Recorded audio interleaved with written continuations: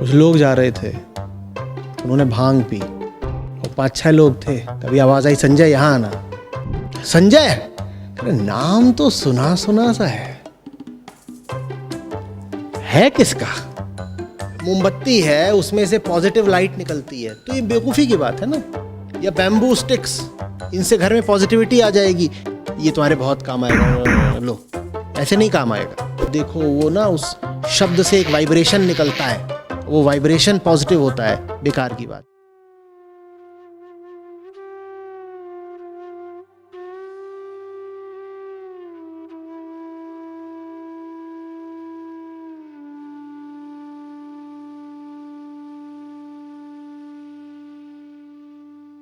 Positive vibration, positive light, positive energy कुछ होते हैं? बिल्कुल नहीं होते हैं, एकदम नहीं होते हैं। और इस तरह की बातें जहाँ भी हो रही हो, वहाँ से एकदम 9-11 हो लेना।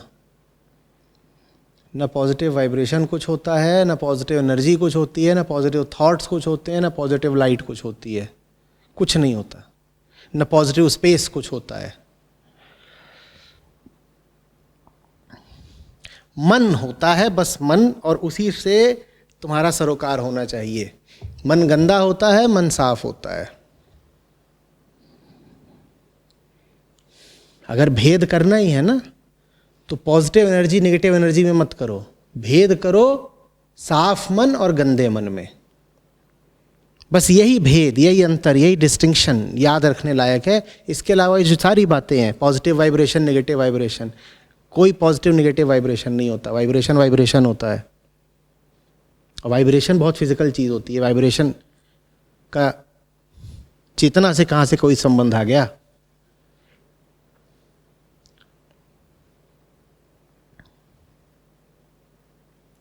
समझ में आ रही है बात? पॉजिटिव लाइट कुछ नहीं होती, पॉजिटिव कैंडल्स कुछ नहीं होते, पॉजिटिव फ्रेग्रेंस कुछ नहीं होती। क्या होता है? गंदा मन और साफ मन। पॉजिटिव स्पेस भी कुछ नहीं होता, कॉन्सिक्रेटेड स्पेस भी कुछ नहीं होता।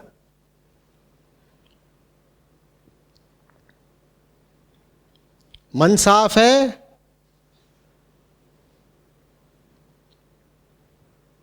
तो तुम्हारे आसपास जो जगह है, तुम वहां पर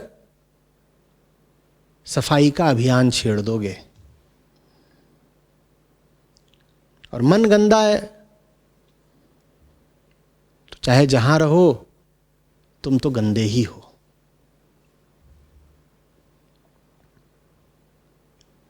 स्पष्ट हो रही है बात? आचार्य जी, आप बहुत पॉजिटिव बातें करते हैं, बहुत नेगेटिव बातें करते हैं। बेकार की बात है ये। बात सिर्फ एक है, समझे या नहीं समझे। साफ मन का मतलब समझने वाला मन। गंदे मन का अर्थ वो मन जो कुछ समझता नहीं, कुछ जान नहीं सकता, कुछ ध्यान नहीं दे सकता। मेरी बात ना पॉजिटिव हो सकती है ना नेगेटिव हो सकती है। तुम्हारे लिए सिर्फ एक चीज महत्व रखती है।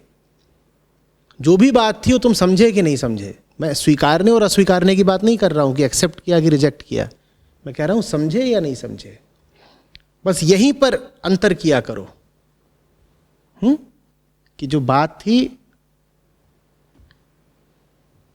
जो कुछ भी हो रहा है वो हम जान रहे हैं कि नहीं जान रहे हैं। अंतर बस ये है। आचार्य जी, अगर पॉजिटिव और नेगेटिव जगहें नहीं होती हैं तो मंदिर में जाकर एक जैसा क्यों अनुभव होता है, और अगर किसी खराब जगह जहाँ हिंसा होती है वहाँ जाके एक जैसा, जैसे स्लॉटर हाउस है वहाँ गए तो वहाँ पे एक जैसा क्यों महसूस होता है? और अगर एक किसी कमरे में बैठ के कुछ लोगों ने कीर्तन किया है और मैं उस कमरे में घुस जाऊँ तो मुझे एक जैसा क्यों अनुभव होगा, और दूसरा कमरा है जिसमें लोगों ने हिंसा करी है वहाँ जाके बैठ जाऊँ तो फिर मुझे दूसरा अलग क्यों अनुभव होगा? क्योंकि तुम्हारे भीतर एक चीज बैठी हुई है जो कीर्तन को एक तरह से लेने के लिए अभ्यस्त है या संस्कारित है।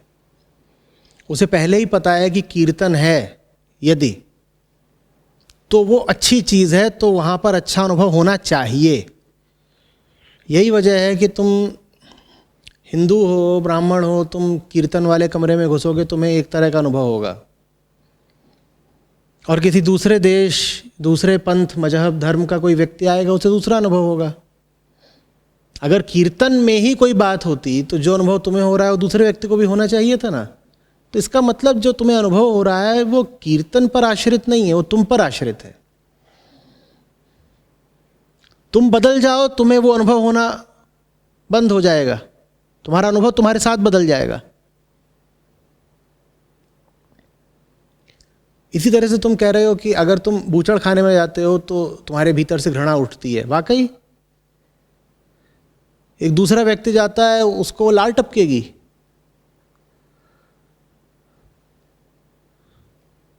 जो पेशेवर मांसखोर हैं, क्या वो भी जब स्लॉटर हाउस में, कसाई घर में जाते हैं तो उनके भी भीतर से घृणा और जुगुप्सा उठते हैं? तो बात फिर उस बूचड़ खाने की है, तुम्हारी है।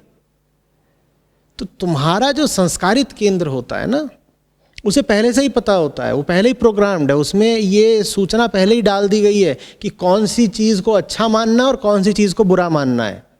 और तुम्हारे भीतर जो सूचना डाली गई है, दूसरे के भीतर जो सूचना डाली गई है, वो सूचना एक जैसी भी हो सकती है, अलग अलग भी हो सकती हैं।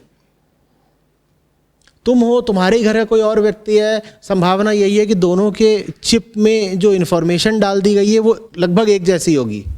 तो तुम और तुम्हारा भाई दोनों अगर जाएंगे किसी बूचड़ खाने में तो दोनों के भीतर हो सकता है घिन सी उठे। लेकिन एक तीसरा आदमी होगा, उसकी चिप में तीसरी तरह की सूचना डाल दी गई है, उसको वहां कोई घिन नहीं उठेगी। ये जो चिप है, ये तुम्हारी कंडीशनिंग है, ये तुम्हारी असलियत नहीं है। समझ में आ रही बात? तो उसके साथ बहुत नाता मत जोड़ो। बाहर की दुनिया में ऊंच नीच का निर्धारण करने वाले तुम हो। तुम माने तुम्हारे संस्कार, तुम्हारी कंडीशनिंग। तुम्हारा काम सबसे पहले अपने उस केंद्र की सफाई करना है जो दुनिया में किसी चीज को ऊंचा, किसी चीज को नीचा, किसी को पॉजिटिव, किसी को नेगेटिव बोल देता है। समझ में आ रही है बात?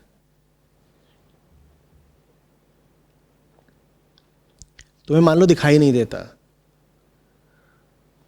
और चश्मे पर आश्रित हो तुम, और देख रहे हो तो दुनिया में कुछ लाल, कुछ काला, कुछ पीला दिखाई दे रहा है, अजीब अजीब सब दिखाई दे रहा है।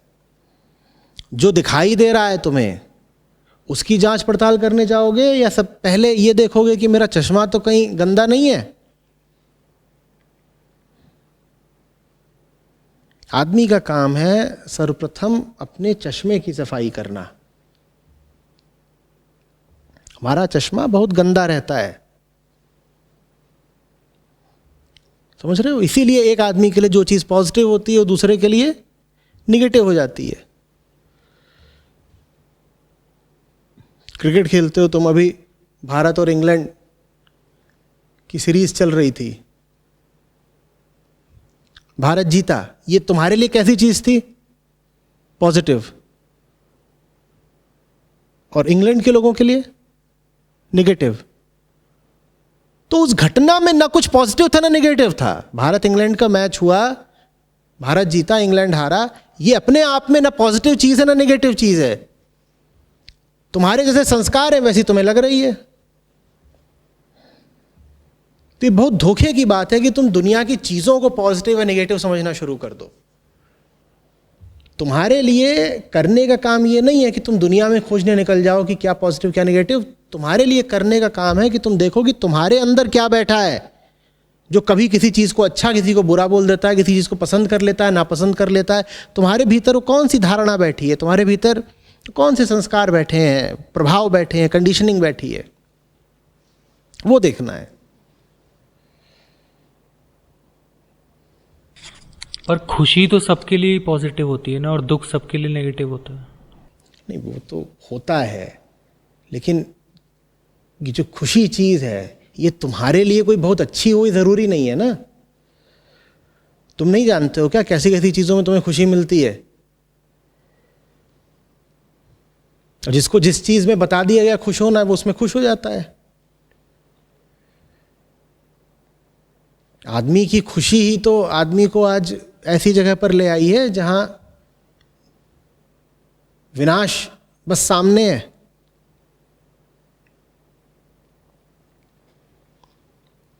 तो खुशी को पॉजिटिव मान लेना या खुशी को जीवन का एक ऊंचा मूल्य मान लेना बड़ी गड़बड़ बात है।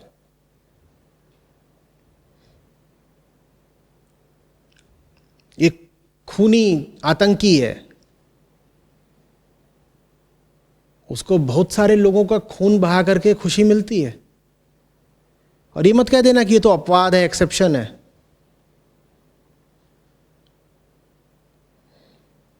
एक कसाई है, वो जिस दिन जितने ज्यादा जानवर काटेगा उतना ज्यादा खुश होगा कि आज तो खूब कमाई हुई। एक बलात्कारी है, एक शराबी है, बिल्कुल जानते हो तुम कि इनको किसमें खुशी मिलेगी, और ये अपवाद नहीं है।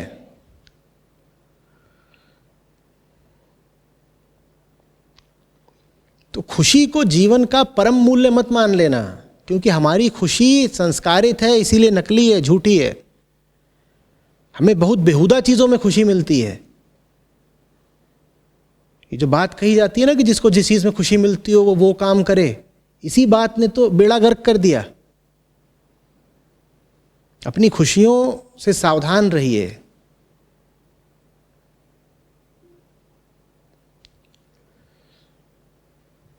अगर कुछ पत्थर स्पेशल नहीं होते तो हमारे मंदिरों में शालिग्राम इत्यादि इन्हें क्यों रखा जाता है? कोई भी रोड से पत्थर उठा के क्यों नहीं रखा? उन्हें रखा गया है, उन्हें रखने से पहले तुम्हें बता दिया गया है कि वो महत्वपूर्ण है। उनको एक प्रतीक की तरह इस्तेमाल किया जा रहा है, और उस प्रतीक का अर्थ क्या है ये तुमको बता दिया गया है।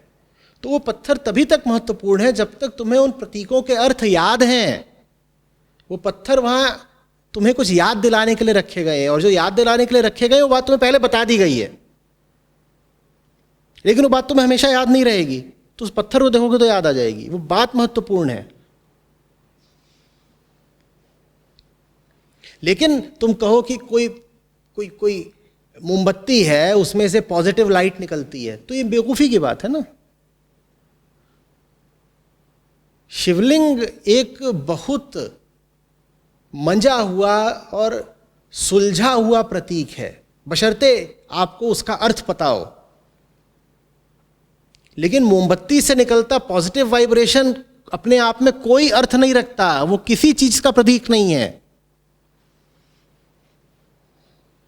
या बैम्बू स्टिक्स, इनसे घर में पॉजिटिविटी आ जाएगी, वो बैम्बू स्टिक किसी चीज का प्रतीक नहीं है।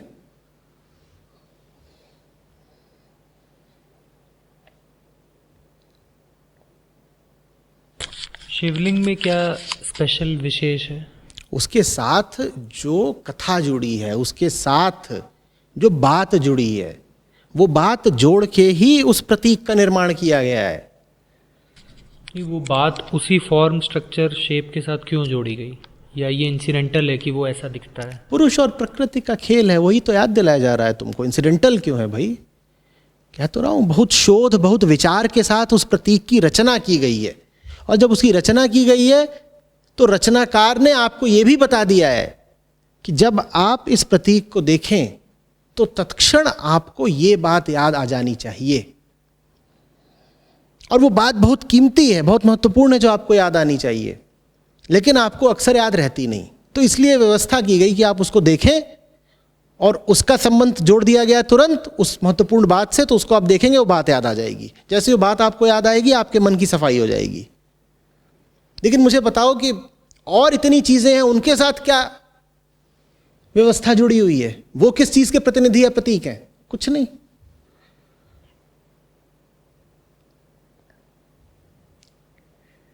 और अंततः देखो, सारे प्रतीक होते भी इसीलिए हैं कि उनका इस्तेमाल करके तुम उनके आगे निकल जाओ, तुम्हें उनकी जरूरत ही ना पड़े। प्रतीक महत्वपूर्ण इसलिए होते हैं ताकि जो तुम भूल रहे हो वो तुमको याद आ जाए। जो तुमको याद आना है, जब वो तुमको लगातार याद रहना शुरू हो जाता है, तब तुम्हें प्रतीक की भी जरूरत नहीं रह जाती।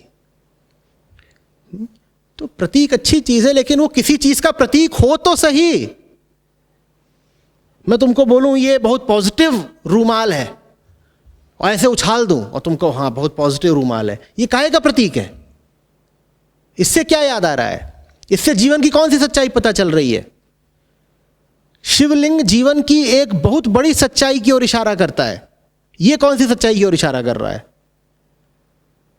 इसमें किसी दर्शन का, किसी सत्य का कोई निवेश किया ही नहीं गया है। उसमें किया गया है, उसको बहुत ध्यानपूर्वक गढ़ा गया है शिवलिंग को, इसको नहीं गढ़ा गया है।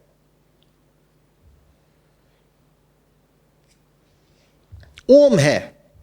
अब ओम को बहुत विचार के साथ, बहुत सोच समझ के निर्मित किया गया है ना। जानते हो अच्छे से, हम कई बार चर्चा कर चुके हैं उसकी।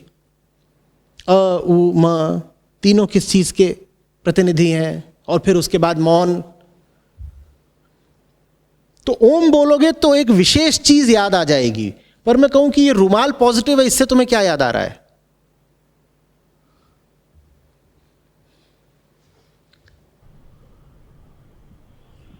पर आचार्य जी, इंडिया में आश्रमों में चाइनीज़ कल्चर से, अफ्रीकन कल्चर से, यूरोपियन अमेरिकन कल्चर से भी लोग आते हैं जो शिवलिंग के आसपास बैठ के जिन्हें पॉजिटिव फील होता है। वो बस ऐसे ही है, उसमें कुछ नहीं रखा है। जिसको उस प्रतीक का अर्थ ही नहीं पता और फिर भी कहे कि मुझे विशेष अनुभूतियां हो रही हैं इस प्रतीक के इर्द गिर्द, वो खुद को ही बुद्धू बना रहा है। ये ऐसी सी बात है कि मैं तुमसे फ्रेंच में कुछ बोल दूं और तुम बिल्कुल लोटपोट होने लगो, गदगद होने लगो, क्या बात बोली है, क्या बात बोली है। तुम्हें पता भी है क्या बात बोली है? मंदिरों में जाके अच्छा तो फील होता ही है, ठंडा ठंडा। वो हिंदू हो, और कहाँ अच्छा फील होगा? कब्रिस्तान में। तुम नहीं हिंदू घर में पैदा हुए होते तो भी तुम्हें मंदिर में ऐसा ही अच्छा अच्छा फील होता। तो बस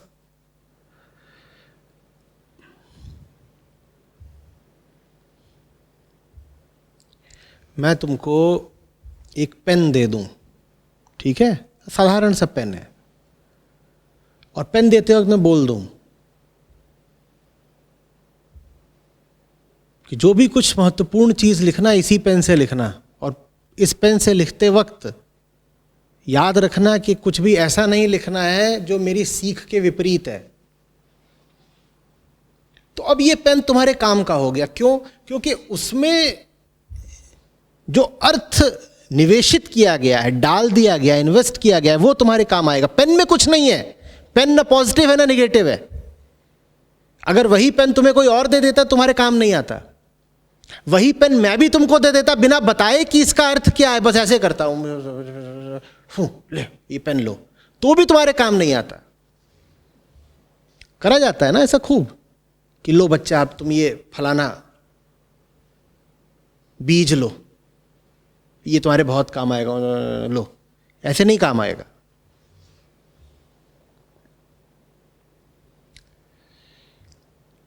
समझ में आ रही बात? पर अगर तुमको बता दिया गया है कि ये पेन लो और जब भी इस पेन से कुछ लिखो तो ऊंची चेतना के साथ लिखना, अब वो पेन तुम्हारे काम आ जाएगा। क्योंकि पेन को जब भी हाथ में लोगे मेरी बात याद आएगी। से राम शब्द है आचार्य जी, तो राम शब्द की जगह राम राम राम राम राम जी का नाम लेते हैं, उसकी जगह कोई कुछ भी बोल देते तो वो बात एक ही होती। आप ऐसा कह रहे हैं, पर योगा गुरु हैं जो ये कहते हैं कि मैंने भी पढ़ा है कि र और म जो उसका रकार है और मकार है, वो आपके शरीर में कुछ केंद्रों को जब आप गुंजन करते हैं तो स्पर्शित करता है। बिल्कुल भी नहीं। ऐसा तो लिखा है बहुत बुक्स में। लिखा होगा, लेकिन ऐसा बिल्कुल भी नहीं है। बात ये नहीं है कि उस शब्द में क्या है, बात ये है कि उस शब्द में कौन सा अर्थ भरा गया है। एक बात बताओ, अगर र और म में कुछ होता तब तो राम शब्द सिर्फ तभी काम कर सकता था ना जब वो अपने अपरिवर्तित रूप में रहता। कि साहब रा आ और म मिलके कोई काम करते हैं, तभी काम कर सकता था। इसी तरीके से अगर कृष्ण शब्द में कुछ होता तो कृष्ण शब्द तभी काम कर सकता था जब वो अपने अपरिवर्तित शुद्ध रूप में रहता, वरना तो वो बदल गया। तो फिर श्री राम कैसे काम कर जाएगा? सिया राम कैसे काम कर जाएगा, कान्हा और कन्हैया कैसे काम कर जाएंगे। बात उस ध्वनि की नहीं है, बात उसके मर्म की है। या तुम ये कह रहे हो कि जो राम को याद करता है, जब वो सिया राम को याद करेगा तो बात नहीं बनेगी, क्योंकि बात तो राम की थी। र और म, भाई तुम कह रहे हो उसमें से पर्टिकुलर वाइब्रेशंस निकलते हैं, कुछ खास उसमें से तरंगे निकलती हैं र और म, तो फिर तो मामला खराब हो गया। तुमने श्री राम बोल दिया, ये तो तुमने उसमें कुछ अतिरिक्त चीज मिला दी, अब तो सारा वाइब्रेशन खराब हो गया। या सिया राम बोल दिया तब भी खराब हो गया। कृष्ण कृष्ण बोलते रहते तो चलता, कन्हैया कन्हैया बोल दिया, खराब हो गया सब। नहीं, बात इसकी बिल्कुल भी नहीं है। ये जो जबरदस्ती का विज्ञान चलता है कि देखो वो ना उस शब्द से एक वाइब्रेशन निकलता है, वो वाइब्रेशन पॉजिटिव होता है, बेकार की बात है। शब्द में कुछ नहीं है, उस शब्द का जो अर्थ तुम्हारे मन को पता है उसमें बहुत कुछ है। राम शब्द को जिस अर्थ से हमने भरा है वो अर्थ शुभ है, महत्वपूर्ण है, उस अर्थ को याद रखना है। तो अगर मेमोरी से वो पूरा डिस्कोर्स मिटा दिया जाए जो राम शब्द के पीछे है पूरा, तो वो अनुभव होने बंद हो जाएंगे। एकदम होने बंद हो जाएंगे, इसमें कोई शक है। तो तुम्हें भी पता है, जब तुम सो जाते हो या जब तुम नशे में होते हो, गहरे नशे में, उस वक्त शब्दों के अर्थ बचते हैं तुम्हारे लिए? कुछ गए तो इतना ही छोड़ दो। एक व्यक्ति है जो धर्म परिवर्तन कर ले, उसके बाद जिन शब्दों को बहुत इज्जत दिया करता था कभी, उन शब्दों के पुराने अर्थ क्या अब बाकी रहते हैं उसके लिए? शब्द में ही अगर कोई बात होती तो धर्म परिवर्तन के बाद भी वो शब्द उतना ही महत्वपूर्ण होता ना। बात शब्द में नहीं है, बात तुम्हारे मन में है। मन महत्वपूर्ण है। मन साफ है या मन गंदा है, बार बार कह रहा हूं, मन महत्वपूर्ण है। और मन की सफाई बनाए रखने के लिए और बढ़ाने के लिए कुछ खास प्रतीकों का सहारा लिया जाता है, पर वो प्रतीक काम सिर्फ तब करेंगे जब उन प्रतीकों का जो अर्थ है वो तुम्हें पता हो। अगर नहीं पता है तो कोई प्रतीक काम नहीं करेगा,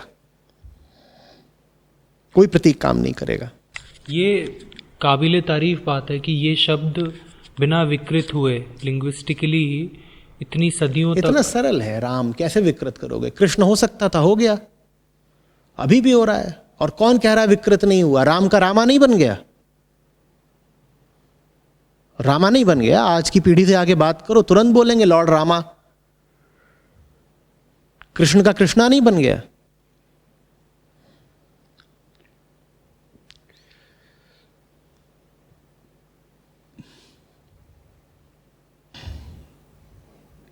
हम बहुत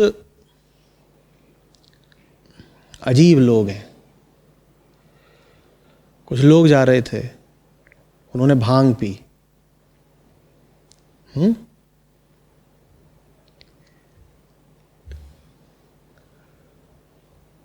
उसके बाद किसी ने पुकारा कोई नाम देके, मान लो संजय, और 5-6 लोग थे, तभी आवाज आई संजय यहां आना। तो सब एक दूसरे का मुंह देख रहे हैं, बोल रहे नाम तो है, नाम तो याद है, संजय नाम है, याद है ये बात कि संजय नाम होता है, पर ये नहीं याद कि किसका है। हम वैसे लोग हैं। तुम्हें प्रतीक तो याद है, पर वो प्रतीक किस चीज का प्रतीक है तुम्हें ये नहीं पता। संजय पता है, संजय किसका नाम है तुम्हें ये नहीं पता, तो तुम क्या जवाब दोगे? राम राम दोहराने से क्या होगा अगर तुमको राम का मर्म ही नहीं पता? बार बार संस्कृत श्लोक रटने से क्या होगा अगर तुम्हें उसका अर्थ ही नहीं पता? शिवलिंग की बार बार आराधना करने से भी क्या होगा अगर तुम जानते ही नहीं कि शिवत्व क्या है और लिंग किस चीज का प्रतीक है, क्यों उसकी ऐसे रचना की गई है।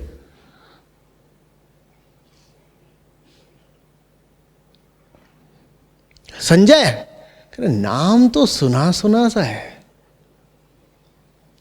है किसका? नाम से क्या होगा? नाम तो सिर्फ एक पहचान के लिए लगाया गया लेबल है। प्रतीक भी ऐसा ही है ना। असली चीज क्या है? प्रतीक के पीछे की कहानी, प्रतीक के पीछे का दर्शन, फिलॉसफी, वो पता होनी चाहिए। और धर्म ने, अध्यात्म ने प्रतीकों का बहुत सुंदरता से सहारा लिया है। तो दो बातें अच्छे से याद रखना। पहली बात, हमेशा पूछो कि कोई चीज अगर आपको बताई जा रही है कि शुभ है, तो किसी चीज का प्रतीक है भी कि नहीं है, या बस ऐसे ही बोल दिया कि शुभ है। हैप्पी कैंडल्स, हैप्पी कैंडल्स, मोमबत्ती काहे का प्रतीक है भाई? अब मोमबत्ती हाथ में लेके देख रहे हो, सोच रहे हो ये किस तरफ को इशारा करती है, और किसी को भी इशारा नहीं करती, मोमबत्ती है बस। जैसे फ्राइड ने बोला था, sometimes a cigar is just a cigar, वैसी वो बस मोमबत्ती है, उसमें कोई प्रतीक नहीं है, उसमें किसी भी अर्थ की प्रतिष्ठा या स्थापना करी ही नहीं गई है। तुम काहे जबरदस्ती उसमें अर्थ खोज रहे हो? तो पहली बात तो, जिन चीजों में आज तक कोई अर्थ भरा नहीं गया, वहां फालतू का अर्थ खोजो मत। दूसरी बात, जिनमें अर्थ भरे गए हैं उनके अर्थ तुम्हें पता होने चाहिए। मोमबत्ती में कोई अर्थ नहीं है, पर शिवलिंग में बहुत बड़ा अर्थ है, वो आपको पता होना चाहिए, फिर आपको लाभ होगा। किसको पता होना चाहिए? मन को। मन को जब वो अर्थ पता होता है तो मन गंदे मन से साफ मन की ओर बढ़ जाता है। यही हमारा लक्ष्य है, कि मन गंदगी से सफाई की ओर बढ़े, यही पॉजिटिविटी है बस। क्या आज के समय में भी नए स्पिरिचुअल सिंबल्स बनाए जा सकते हैं? हाँ, बिल्कुल बनाए जा सकते हैं, और लगातार बनाए ही गए हैं, एकदम बनाए गए हैं। कोई भी चीज जो तुम्हें बस याद करने में मदद करे, सुमिरन का खेल है सारा। सांस सांस पे सुमिरन करना है, लगातार याद रखना है। तो आचार्य जी, ये नाम देने की जो प्रक्रिया थी बहुत सारे पंथों में चलती है, जय गुरुदेव के, राधा स्वामी, या जितने भी ये तथाकथित गुरु हैं, ये सब एक नाम देते थे, ये इसी प्रक्रिया का हिस्सा था? हाँ, उस नाम को अर्थपूर्ण होना चाहिए, या कम से कम उस नाम के साथ ये अर्थ जुड़ा हो कि इसमें मेरे गुरु का आदेश और प्रेम निहित है, तो भी काम हो जाएगा। मैं इसको कुछ न दूं, एक बादाम दे दूं। ये राघव बैठा, मैंने इसे क्या दे दिया? एक बादाम, पर बड़े प्रेम के साथ दे दिया, कुछ बोला नहीं, पर देते वक्त बहुत प्रेम था, या मेरा रिश्ता ही मान लो प्रेमपूर्ण है। अब बादाम दे दिया, मैं चला गया, तो वो बादाम भी इसके लिए एक बड़ा अच्छा प्रतीक बन सकता है। उसको देखेगा, इसे क्या याद आएगा?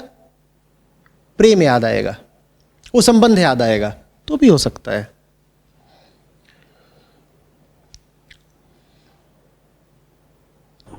पर इन सब के बहुत सारे पाखंड तो इस सब प्रक्रिया के आसपास ही घटे हैं। मान लो बादाम देने जैसी प्रक्रिया भी हो, बहुत सारी ये फल, अगर उस बादाम के पीछे कुछ हो तभी लाभ है, कुछ है ही नहीं, सिर्फ बादाम है तो पी जाओ, खा जाओ। हाँ, 50,000 लोगों को एक साथ बादाम दे दिया, उस बादाम के पीछे कुछ नहीं है, एक रिक्तता है, खालीपन है, खोखलापन है, वहां कुछ नहीं है। जबकि अगर मेरा इसका रिश्ता पहले से सुंदर है, फिर मैं इसको यूं ही हंसते हुए एक बादाम थमा देता हूं, तब वो बादाम अमूल्य हो गया। जैसे केवट को अंगूठी दे दी, अब उसकी कुछ बात है, खास है, समझ रहे? पर यूं ही बादाम बट रहा है तो उसकी कोई कीमत नहीं है, यूं ही तो कुछ भी बट रहा है तो उसकी कोई कीमत नहीं है।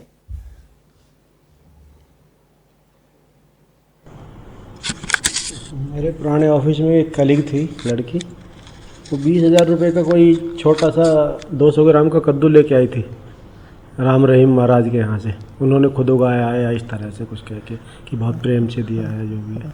तो मैं तो उन सब चीज़ों को बहुत पाखंडी मानता था, और उनके नाम की प्रक्रिया ना होगा कि ये तो कद्दू है, और कद्दू तो कद्दू होता है।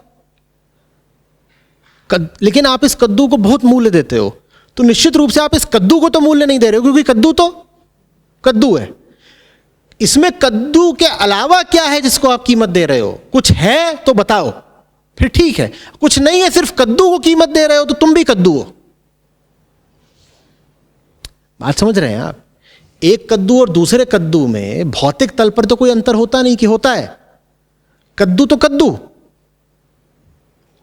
लेकिन अगर आपको कोई कद्दू खास लग रहा है तो उसमें उस कद्दू फल के अलावा कुछ और भी अर्थ होना चाहिए ना। तो हम आपसे निवेदन करते हैं कि हमें वो अर्थ बताइए। अगर वो कोई बहुत ऊंचा अर्थ है तब तो ठीक है, बहुत अच्छी बात है कि आप उस कद्दू को देखते हैं और आपको ऊंची बात याद आ जाती है कि कद्दू को देखता हूं जब भी तो मुझे एक बहुत ऊंची बात याद आ जाती है, मन शुद्ध हो जाता है, फिर तो ठीक है। पर अगर उस कद्दू को देखने से कुछ याद ही नहीं आना क्योंकि उस कद्दू के साथ कोई ऊंचा अर्थ जुड़ा ही नहीं है, तो उस कद्दू को खा लो बस, और क्या करोगे।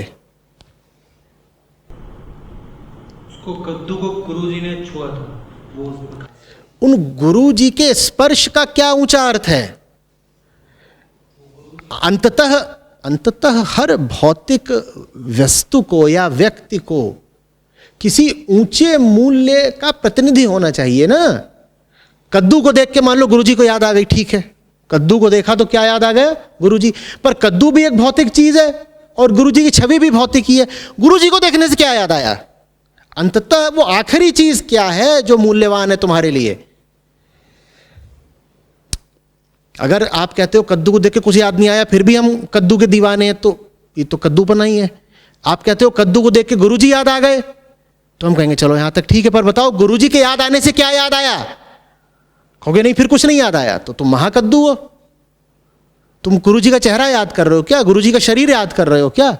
गुरुजी किस चीज के प्रतिनिधि हैं। गुरु को तो सत्य का प्रतिनिधि होना चाहिए ना, गुरु स्वयं एक प्रतीक होना चाहिए। तो गुरु काहे का प्रतीक है, वो कुछ याद आया कि नहीं आया।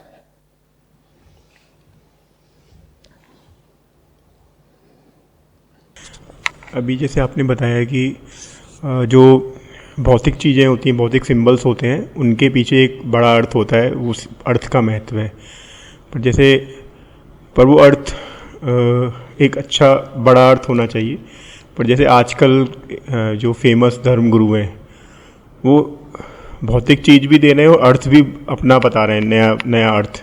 जैसे कि ये पर्टिकुलर टाइप की अंगूठी है, इसको पहनेंगे तो आप उड़ने से, मतलब जैसे आप अपना जैसे एक कड़ा पहनेंगे पैर में तो आप अपने जॉय को कंट्रोल कर सकते हो, अदरवाइज आप इतने नहीं तो आप उड़ जाओगे हवा में, ऐसा कुछ टाइप का है। ठीक है, मान लो किसी ने ये अर्थ ही बता दिया कि फलानी अंगूठी या फलाना कड़ा पहनोगे तो उससे तुम उड़ने लग जाओगे या उड़ने से बच जाओगे, जो भी है। तो सवाल उठता है कि उस उड़ने का तुम्हारे लिए क्या अर्थ है। अंततः आखिरी जो बात है वो सत्य होनी चाहिए, आखिरी बात मौन होनी चाहिए। भाई मैं आपको ये दे दूं, ठीक है, और इससे आपको विस्की याद आए, तो ये प्रतीक तो है, निश्चित रूप से प्रतीक है। काहे का प्रतीक हो गया, विस्की का प्रतीक हो गया। पर उस विस्की से आपको क्या मिलना है, उससे आपका क्या लाभ है। आखिरी किसी भी प्रतीक का आखिरी जो अर्थ है, जो उसका आखिरी संबंध है, वो सत्य से और मुक्ति से होना चाहिए। वो प्रतीक अगर आपको बीच में ही कहीं रोक दे रहा है तो बहुत गड़बड़ चीज का प्रतीक हो गया। तो केवल प्रतीक नहीं, प्रतीक के आगे का भी।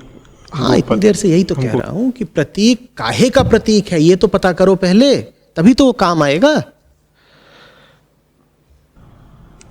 जैसे शिव की भी छवि को आजकल, जैसे शिव को दिखाया जाता है कि शिव ऐसे नशा कर रहे हैं और बाइक रॉयल एनफील्ड पे घूम रहे हैं, और ये सब चीज़ें आजकल बहुत प्रचलित हो गई हैं। बेकार।